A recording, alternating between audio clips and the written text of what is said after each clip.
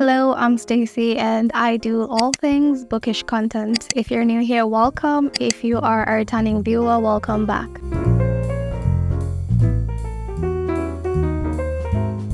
I'm pretty flexible when it comes to choosing a book to read, as long as it has an interesting book blurb, or maybe it has a really pretty cover, or it's a really popular book, or perhaps some of the booktubers that I watch speak highly of it, then I'm usually willing to add it to my TBR. Because I still feel new to this bookish community and being an intentional reader, those are the things that usually help me decide what I'm going to read. But the more I read, the more I realize that books often have a trope to them, and some of these tropes are the reason why I find myself really enjoying a certain book.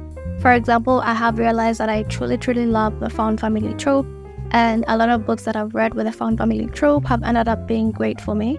So that is how I came up with the idea for this video. This video is not about the found family trope, but it is about a different kind of trope, and the trope is the guy has a secret crush or the guy falls fast. I truly loved some of these books, but others felt just okay. But I'm gonna be sharing both the hits and the misses because, as we all know, reading is very subjective. So what I might like, you might not, and what you like, I might not like. Without further ado, the first book.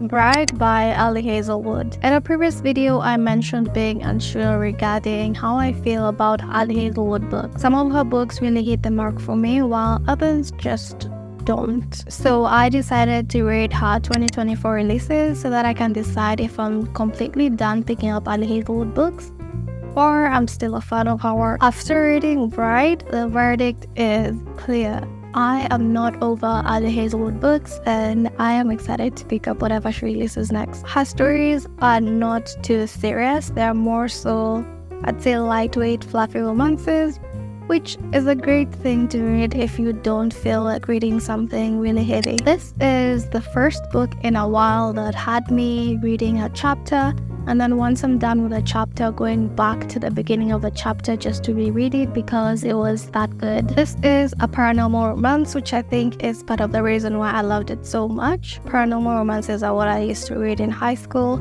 and I used to devour so many books in one sitting, so I think that is part of the reason as to why I really liked this book. In this story, we follow Misery, and I think it's pronounced as Loie, but I'm not too sure. I read it the entire time as Loie, so we're just gonna go with that. Not gonna lie, I thought Misery was a pretty ridiculous name, but the story is really so nice that after a while you just forget that a character is named Misery. So Misery is a vampire, and she is the daughter of one of the most influential and powerful leaders in the vampire community. Loie is a werewolf and the alpha to one of the strongest communities of werewolves. In this world, we do have vampires, werewolves, and humans, each living in their own communities. In general, they do not mingle, especially vampires and werewolves, because they do have a history of war and lots of bloodshed. Because of that, there's a lot of political tension between all the three species because each wants to make sure they remain the most powerful and influential. Misery's dad is always constantly scheming ways to increase the vampire's influence and power,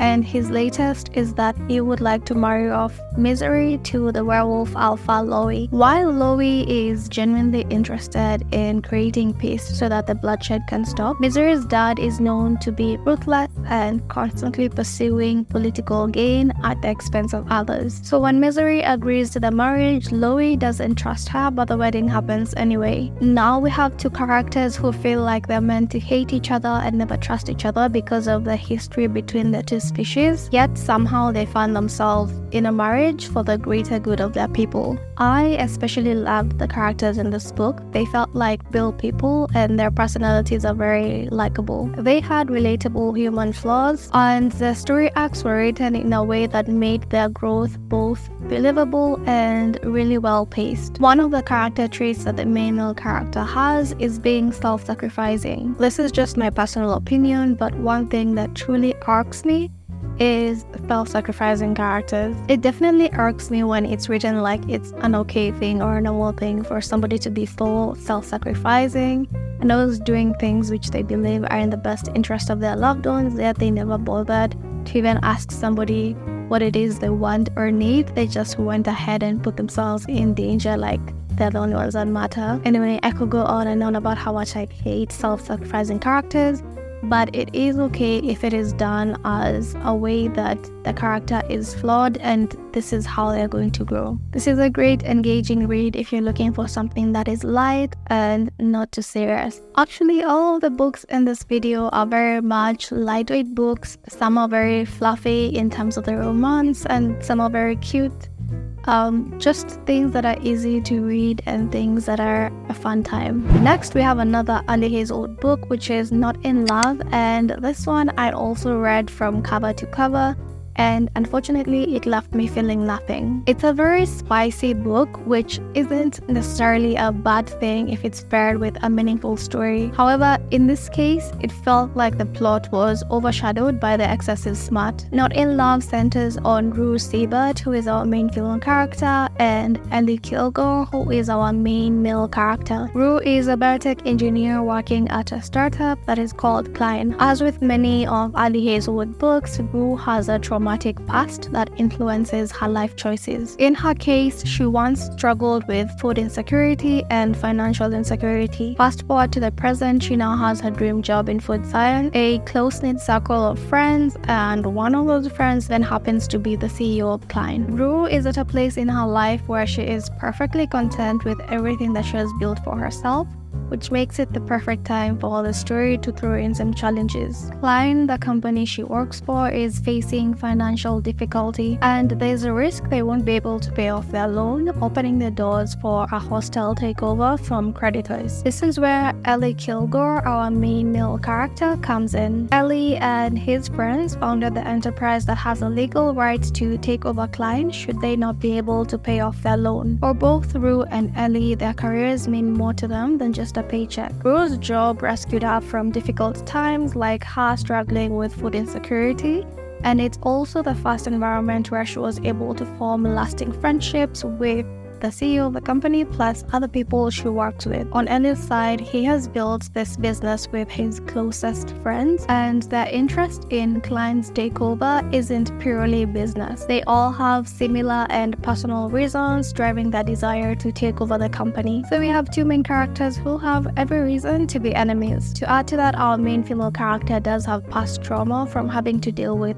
a lot of instability, such as the food insecurity when she was growing up, and this does affect her current life, and we find ourselves with a character who is emotionally unavailable when it comes to forming romantic relationships. So we have ourselves a book with an enemies to lovers trope alongside the guy falls fast trope, and the dynamic that they have really creates this intense situation, or so it's said, because I didn't really see it as super intense, but the way it has been set up, it's meant to be a really intense, gradual process for them to shift from enemies to lovers. I didn't end up liking this book, but it was a breath of fresh air in some aspects. One thing I've noticed about Ali Hazelwood's writing is that she always writes female characters who are short, tiny, and petite, paired with guys who are always tall, masculine, and big, which got very annoying because it felt very one-dimensional. It almost felt like reading about Barbie and Ken, but even Barbie has more variety these days. So I am really glad that she moved away from the cookie cutter character mold that she always used, because there's only so many times you can read about the same kind of character before it starts feeling repetitive, boring, and like it has no depth. For one, Rue in this book is tall, which is a really nice change from the usual small, tiny, and petite girls that are always featured in her books. Unfortunately, aside from that, everything else in the story felt pretty hollow, similar to her other books that did not work for me. It seems like Hazelwood creates really interesting backstories and characters, but she never digs deeper than surface level. The stories always feel promising, but they never amount to anything with real depth. So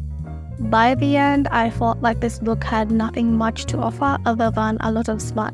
So if smut is one of the reasons you love to read, then this is a great option for you. If you like your books to have more to them other than just smut, then maybe you might want to skip this one. The next two books are also Ali Hazelwood books, but I'm going to talk about them as briefly as I can because I have mentioned them in other videos and gone in depth about them in other videos. The Love Hypothesis.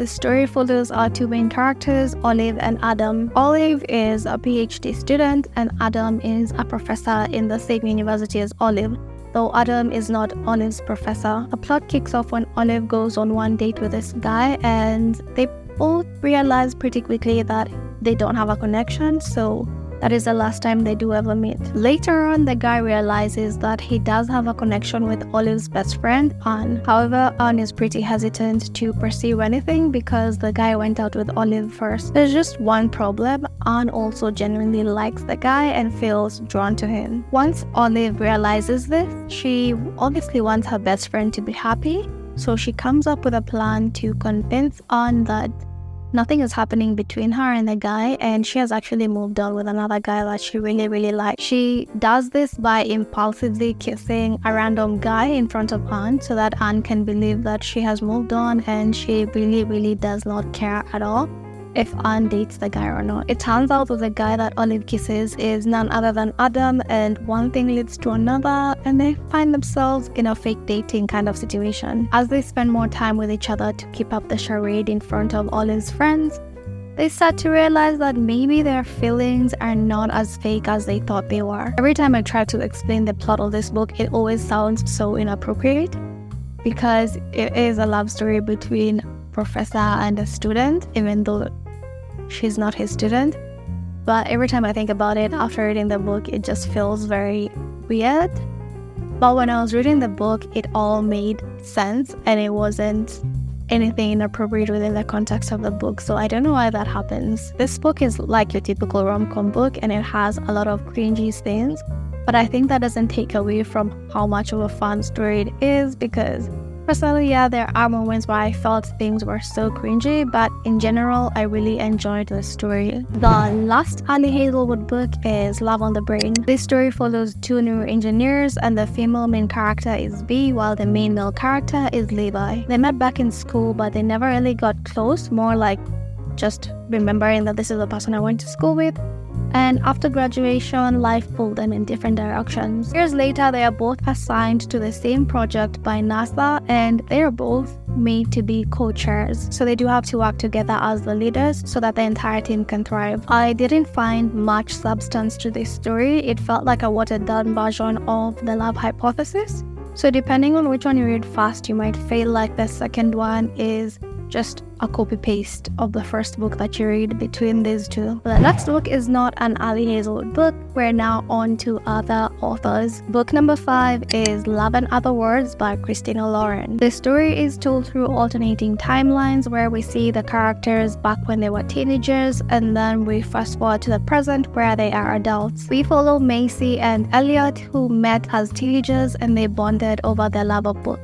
During school breaks, they would meet to read together or exchange their favorite books. One thing led to another and they became each other's first love. But shortly after that realization, something happens and it removes them from each other's lives. Years later, Macy has built a career as a pediatrician and she is about to get married when she suddenly bumps into Elliot. This encounter causes her to start questioning all her life choices and whether or not she is where she wants to be in life. This book has all the makings of a great story, but for some reason I just couldn't connect with it. You can definitely tell that Christina and Lauren, outside of their very successful list of published books, have mastered the art of using, it felt honestly like a template to create a really good story. I finished the book, but I did not care about the main characters, nor was I invested in how the story would unfold. And though I think it was an okay story, it did have one section where there was a lot of problematic writing. There's a scene involving assault, but the issue is glossed over as if it's a casual offense similar to petty theft or something like that. And that was really weird and uncomfortable to read because it makes no sense for a character to not be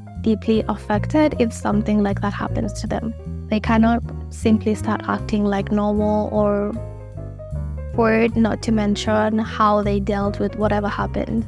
Other than that, it was an okay story. It did not evoke any strong emotions in me, but I can see how this would be like a really great read for other people. Next, we have another book by Christina Lauren, and this one is called The Unhoneymooners. This book is truly the perfect example of jumping to conclusions personified. We follow our two main characters, Olive and Ethan. Olive's twin sister Amy is about to get married, and Ethan happens to be the best man at the wedding. For the honeymoon, Amy wins an all-expenses-paid trip to Hawaii, but unfortunately for her, everyone at the wedding gets food poisoning except for Olive and Ethan. Since the trip cannot be postponed, Amy encourages her twin sister Olive to go in her place and pretend she is the bride that just got married. The trip was obviously meant to be for the bride and groom, so as the best man, Ethan ends up taking the groom's place. So Olive and Ethan have to pretend to be married during this trip, and that creates a fake marriage kind of trope. And it also has a forced proximity trope because there are activities that they had signed up for during this trip, and Olive and Ethan are expected to do those activities as a married couple. The catch is that Olive and Ethan have never really gotten along. The reason I say this book is the epitome of jumping to conclusions is because the reason they do not get along and they view each other as enemies, or rather Olive views Ethan as her enemy, is because of something that could have easily been resolved had she just had a conversation and asked the guy what's up with him. I feel like I do have a need to mention that I was recently watching a video from one of my favorite booktubers, and she mentioned this book in her video, and she talked about how it has a lot of problematic writing. And for me, 3 years back, Stacy, if it did have problematic writing, I never noticed anything. I think all of it went over my head. So that's just something to know. But otherwise, from my experience reading it, I think it was a really nice book. This book doesn't take itself too seriously. It's just here for the vibes, and the vibes are fun. Last is People Who Meet on Vacation by Emily Henry, a book that is actually being adapted into a movie by Netflix. The story is about Poppy and Alex, who have made it their tradition to go on these little adventures together, traveling to different places. They met in college and they seem to have very different personalities, but they still manage to form a genuine and lasting friendship. However, as it can sometimes happen in friendships, they drifted apart. 2 years go by without them speaking until one day it hits Poppy that she has everything she has ever wanted in terms of the career that she has wanted to build for herself, and basically the life that she has wanted to build for herself. But she still feels like something is missing, and she realizes that is because her best friend is no longer in her life. 2 years is a long time to go without speaking to somebody, but Poppy decides she still wants to try and see if she can reconnect with her best friend. So she reaches out and tries to convince him to go on one last vacation with her, and she hopes if they go on this trip, they are gonna go back to how they used to be. I remember reading this and thinking it's incredibly predictable, but did I have a good time? Yes, I still had a great time reading the story. Emily Henry feels like the queen of romance given how much hype she gets, and I haven't read a lot of her books, but those that I have read were actually good, so I think any of her books are worth giving a shot. This one was very predictable in my opinion, but the writing still keeps you very much invested in the story and wanting to know how everything is going to unfold. And that is it for this video. If you like reading books with such a trope, those are the books that I recommend, and I hope you find a book that you're gonna enjoy.